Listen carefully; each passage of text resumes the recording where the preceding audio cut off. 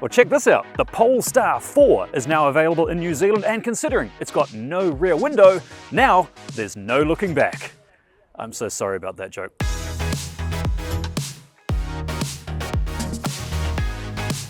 Let's start with the price and the range, and there are two flavors of this car available. There is the long-range single-motor version. It's $120,000, but it does 610 kilometers on one charge. Then there is this one. This is the long-range dual motor. Yep, it's got two electric spinny boys powering this thing. Now, it does cost a little bit more, as you can see, and it doesn't have quite the same range as the single-motor version, but what this thing lacks in range, it makes up for in acceleration. In fact, this thing doesn't so much accelerate as it does teleport. And we're off, and let's start with tech specs. Now this, as I mentioned, is the dual motor version. Now I could go on and on about the differences between the single motor and the dual motor version, but rather than waste all that time, I'm just gonna put everything on the screen. There you go, there's the difference. This is the dual motor version, it's spicier. I've just saved you 30 seconds of your life with me not blabbing. Invest that time wisely. Maybe invest it in pressing the like or upvote button. In fact, if you don't, somewhere a kitten dies. How's that for emotional manipulation? Having said that, I will be picking up the single motor version in a couple of days, so do hit the subscribe button if you're interested in seeing that, because I'll be looking at the differences between the two, and I expect the single motor version just to go a little slower and a bit further. As for the battery, this thing is packed. It has a 100 kilowatt hour battery strapped to the underside of this car, but it wears it well. It hides it nicely. It's sleek and slimline inside the vehicle. It's like, you know, if you ever take a group photo, you know how you suck your gut in? We all do it, don't pretend you don't. Well, this doesn't need to suck its gut in, or if it does, no one can tell. Although that massive battery pack does result in this car being a little bit chonky. Yes, it's put on some winter weight. It does weigh now more than 2.3 tons. So the downside is that, yeah, it's a bit hefty, and you can feel that when you go over a speed bump. The upside is it has Rolls Royce-like ride. It is so smooth. Plus, another little benefit is that you've got some extra distance between the road noise and the cabin, which means that it's just a little bit quieter. Let's move on to comfort now that I've finally got my hands on this car in New Zealand, and it is a very comfortable place to be. The seats are actually bigger than my torso, so there's a little bit of room to move. So if you're a bigger person, this might be the car for you. And in terms of seat height, if you have limited mobility and you're dripping with cash, then this car is for you, because the seat height, as you can see, even at its highest setting, you can just slide in and out. Thanks to that battery pack being between the road and the seat, it means that there's easy access in and out of this car. Ingress and egress is a piece of carcade. These seats are also quite well upholstered. They're all using recycled materials, which is nice, but they're also heated, which is nice. Yes, both the front seats are heated and cooled. They are ventilated seats. The back seats are also heated, not ventilated though. Although those back seats, well, move over Air New Zealand, the back seats also recline, and they recline electronically. Honestly, it's a neat little bit of kit. You push the buttons down there on the center console, and you get to move the seats back and forwards. It's a little bit of luxury. There's also heaps of room in the back. Look at the leg room I've got back there. Look at the headroom. I'm 5'10", and there's still a couple of inches above my head. I think you could easily be 6'1", maybe 6'2", and fit in the back of the seats okay. It's a very spacious car, and it may not look it, because from the outside, it looks kind of like just a mid-sized car, maybe slightly larger, but get inside and this thing is cavernous. I also like the layout of the dashboard. Not only have they used a lot of textiles and fabrics, which I think always makes a car feel a little bit more exclusive, but they've situated everything so that you're sort of sitting in the car, not as much as you are in the Polestar 2. That dashboard sits really high and wraps around you. This, you do still sit above the center console more than you do in the Polestar 2, but it's not weird. It's not like in a Tesla Model 3, for example, where you're sitting over everything like you're driving a van. This, you still feel somewhat cocooned. This feels like you're part of the machine. I mentioned space a moment ago. Let's look at storage. And if you pop the bonnet on this thing, there is a little fartment up the front. I like that. Even though it's a dual motor version, they've still managed to find space to put some storage in there for your potatoes. In the back, however, this is the party piece. When I did the Mafia test in the back there, you could fit possibly 2.5 Gavins, which is a horrifying thought. But if you lift up that false floor on the back there in the boot, you'll find an extra little storage space down the back. Plus, the boot's also got things like shopping bag hooks. It's also got cargo hooks. It's got a net in the back there as well. Plus, it's got a cigarette lighter outlet. And if you fold the back seats down, and also if you get rid of that little separator flappy thing, and look how much room you've got. You can lie down fully in this thing without hitting your head on the back of the seats Honestly, it doesn't look like it, but this thing, it has room like a station wagon. It is suspiciously big. Let's move on to gadgets now though, one of my favorite segments, and let's start with the digital elephant in the room. Look at the size of this 15-inch touchscreen display. It's running off Android Automotive, and it's really logically laid out. Everything's where you want it. Everything's customizable. It's also really simple. Like, if you want to put in your destination, for example, if I want to use voice commands, navigate to Hamilton. Not only will it tell me how to get there, but it'll tell me where to stop and what my charge is going to be like when I get there. All right, thank you. Yep, you have outstayed your welcome.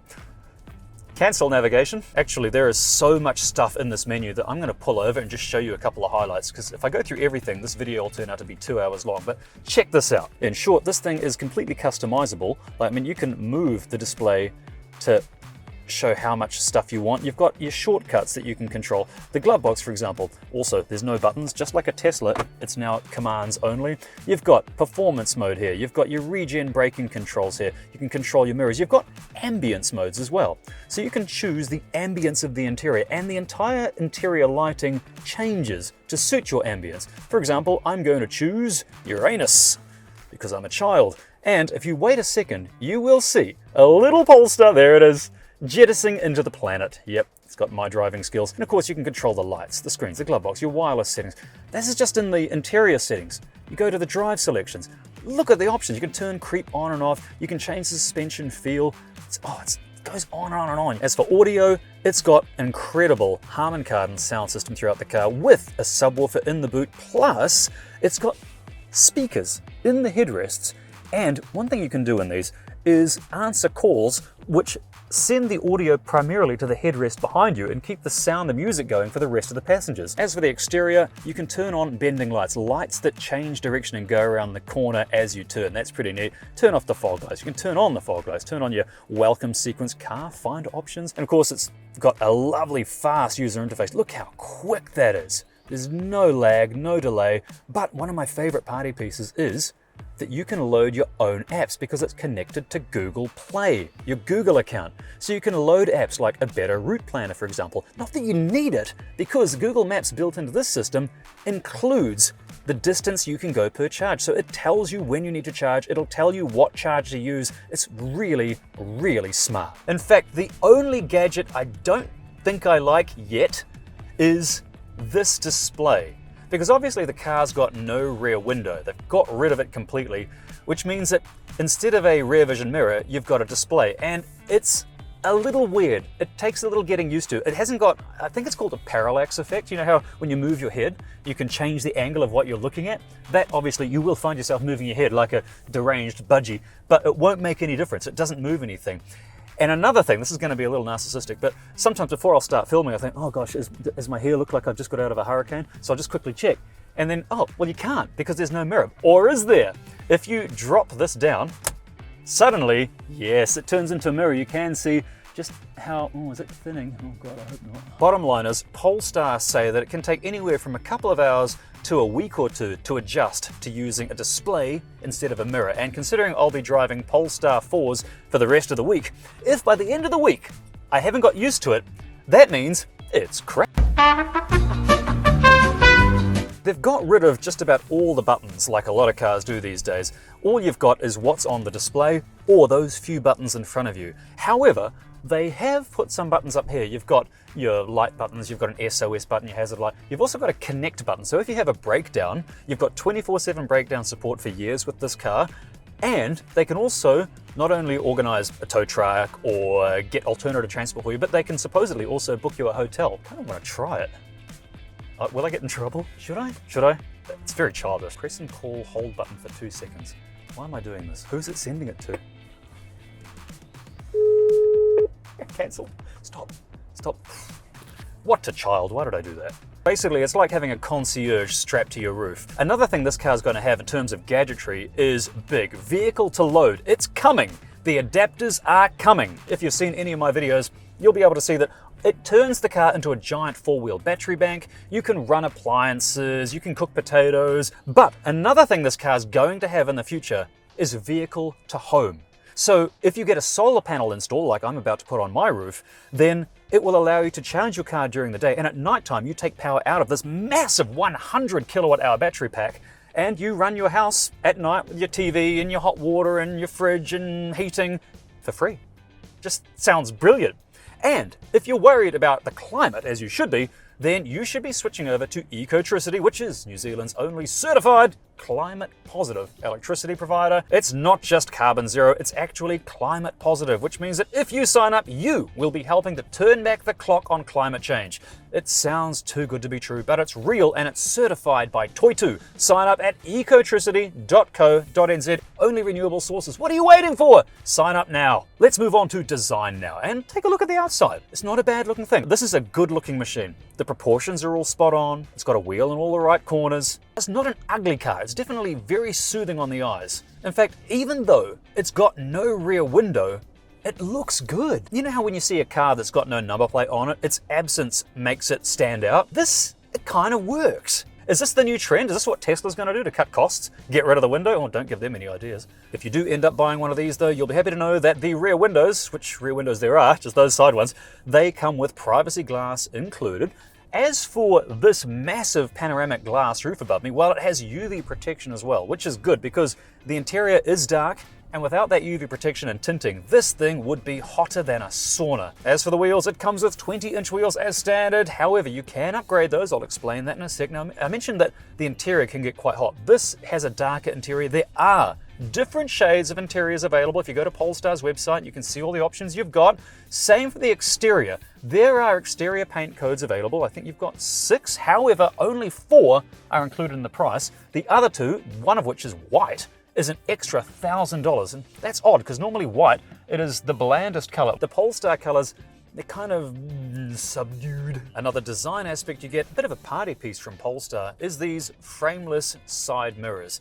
And I actually got to meet the designer of these mirrors at the Polestar launch in Spain. It was really cool, really nice guy. And he gave me some insight into the design language behind the car. There's a lot of thought that's gone into little things you may not notice in this car. A lot of attention to detail. Now, if you like a bargain, I've got some good news for you because all the Polestar 4s in New Zealand, whether it's the single motor or the dual motor, they all come with the Plus Pack and the Pilot Pack included in the price, which gives you a lot of extra goodies. Okay, so the Pilot Pack comes with, as standard, level 2 autonomous driving on the motorway, which means that it'll brake, it'll steer, it'll accelerate for you. You just got to keep your hands on the wheel. So it's basically automated cruise control, lane keeping assist. Also, it lane changes automatically. So you just signal your intention and it will change for you. That's brilliant, and that's included in the price. Also, you get the Plus Pack included. And that includes the Harman Kardon sound system. You also get 3-zone climate control. And if you see the little display on the back there, it controls everything. It's got the rear seat heating, it's got the climate control, everything in the back there, and it's easy to use. You also get included in the price a 14-inch heads-up display in front of you, projects anything you can think you'll need onto the windscreen in front of you. It's really brilliant. You also get the LED pixel headlights included in the price. Those are headlights that change the shape of the beam, so it's not going to blind oncoming traffic. Really intelligent stuff. But if that's not enough, if all of that included stuff is not enough, you can spend a little extra cash. Yes, you can spend an extra $4,000 and get the Pro Pack. And what that does is it gives you an extra inch. Yep, gives you 21-inch wheels, and the piece of resistance, it gives you seat belts with a gold stripe on them. But if you are a size queen and 21 inches isn't enough, then you can spend the extra bit of cash and get the Performance Pack. And that will give you, well, it gives you a whole lot of stuff.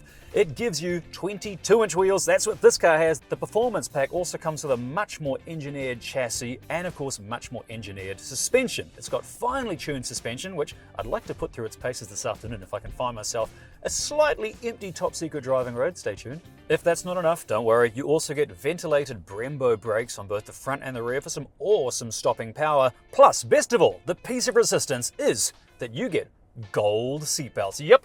This is the Performance Pack. I've got those Swedish gold seatbelts. Yes, I love gold. But I'm stuck here in Auckland crawling along. I want to get out of here. I want to see what this thing's like on the motorway. So, without further delay, let's hit the highway. And we're on the motorway. Not that you'd know because it's so quiet. This is ridiculous. I've got the suspension admittedly in Luxo glide mode, so it's sort of waterbedding its way down the southern motorway right now. But man, this thing is comfortable. This is ridiculous. I'm going to turn on the level 2 autonomous driving, increase my maximum speed to 100. There we go. And now it is doing the driving itself. It is utterly blissful. It's maintaining a safe distance from the truck in front of me. I'm going to treat myself to a little massage on a long journey. I'm going to have an intense wave massage. Let's press the button and see what happens. Oops, oh, crikey. It's poking straight into my lower back already. It's making its way up. Oh, it's very nice. Oh, this is a life. Driving on an utter cloud right now because I've got the suspension set to sponge cake mode. I'm being massaged. It's nice and quiet. Oh, this is bliss. But what's it like on the corners? That's what I really want to know. So in the next scene, you'll see me at some corners. But first, let's test the acceleration. Cornering is coming soon. Right now, we have an empty slice of road in front of us. I'm going to put it into performance power mode. Nothing else needs to be changed. 3, 2, 1. Oh, okay. Oh, far out. I didn't see that coming. Oh man, that's wicked. I don't even have time to formulate a proper sentence. Oh, I love it. Oh, this thing's insane. Okay, so the acceleration is great. It's not neck snapping, but it doesn't ramp up either. It's this nicely precise, well-engineered delivery of power. Okay, that's enough fun. It's on sport mode now. My top secret driving road is just around the corner. Let's see how this thing handles the corners. The thing is, at the official Polestar 4 launch in Spain, the Polestar people said, hey, have some fun on the corners. You're gonna love this thing. And we tried, but the problem is, the speed limits in Spain meant that I was driving this high-performance car, slowly crawling around corners at 30 kilometers an hour. It was agony, but here in New Zealand, our roads might not be quite as good as those Spanish roads, but at least in the countryside, our speed limits are 100 k's an hour. So, let's see what this thing's like. Whoa, crikey. Now in the dual motor version, this one, it has continuously controlled dampers, so it's constantly adjusting the suspension. It's got, supposedly, the race-tuned or fine-tuned chassis. So is it gonna be sloppy in the corners? Well, here's a nice corner. Let's find out. Oh, immediately, as soon as I turn the wheel, it's toughened right up. Oh, wow. An absolute waterbed on the motorway, but in the corners, I can feel every little vibration from the road translating right through the chassis. It really does toughen up. So I was thinking that the low center of gravity and the tires are going to have to do all the work, but no way. Look at that. Oh, wow. Look at this corner, 45 k's an hour. Let's dip the left in. Like, gosh, the tires on this thing are sticky. It's amazing how high this thing is off the ground, and yet it still retains a sort of sports car-esque stickiness. This is fantastic. Oh, I like this very much, but all good things like this road must come to an end. So let's see how this thing handles the spud score. Starting with performance, and this thing moves quicker than those statues in Doctor Who, so 9 spuds there. Handling's next, and I'm giving it an impressive 8 spuds because its adjustable suspension really defies its weight. As for comfort, I'm giving it 9 spuds because on the highways, this car is smoother than Kenny G covered in butter. And there's an image to tell your therapist. Let's talk efficiency now, and it's decent with me consuming around 20 kilowatt hours per 100 kilometers, and with its massive battery, it means you'll likely get 500 k's per charge of real Kiwi driving. Gadgetry's next, and I'm giving it 9 spuds because it's got everything from a heat pump to voice commands to vehicle to load and soon vehicle to home, and that's impressive. But is it good value? Well, no, not at 130 grand. You could buy like 15 used Nissan Leafs for that amount, but there's a reason a used Nissan Leaf goes for 8 grand. The Polestar 4, well, it's a serious head turner, it's slick, and this one is brutally fast. Plus, it charges quicker than a Leaf, or at least it does on paper. I tried to reach its 200 kilowatt maximum charging speed, but I couldn't quite get beyond 118 kilowatts, which worked out to be 45 minutes to get from 12% to 80%. Now that's not amazing, and the power grid could have just been busy at that moment, so I tried it again with the single motor version on a different day at one of ChargeNet's many hyper rapid chargers, and that time it peaked at 135 kilowatts, taking 35 minutes, which isn't too bad after driving for a full day. What about style? Well, I'm not sure if it stirs my soul, but I do very much like it. It's got a posh European vibe with its clean defined lines, and it turns heads wherever it goes. The proportions are pleasant, even the lack of rear window looks really tastefully done, so I'm giving it 8 spuds. But is it fit for purpose? Well, yeah, if you can afford one, it'll do everything you'd need in a luxury family car. It tows 2 tons. It goes like stink, it's got a long warranty on its battery, and soon it'll be able to power your entire house for days during a power cut. backup, or if you just want to use your own solar-made power during peak times, it does it all, so 9 spuds. But it's the PSC which matters most, and the Polestar 4, well, it lets me down somewhat, holding just 54 potatoes. Now that's a figure normally reserved for more compact cars, so I can only give it 5 spuds in this crucial metric, which gives the car a total spud score of 74. And that's the basics of the Polestar 4 long-range dual motor. It is, wait a minute, I wanted to use the tired expression a wolf in sheep's clothing, but it's not. It's both a wolf and a sheep. I mean, on one hand, it is a brutally fast machine. It's a pack animal that can hunt down any prey.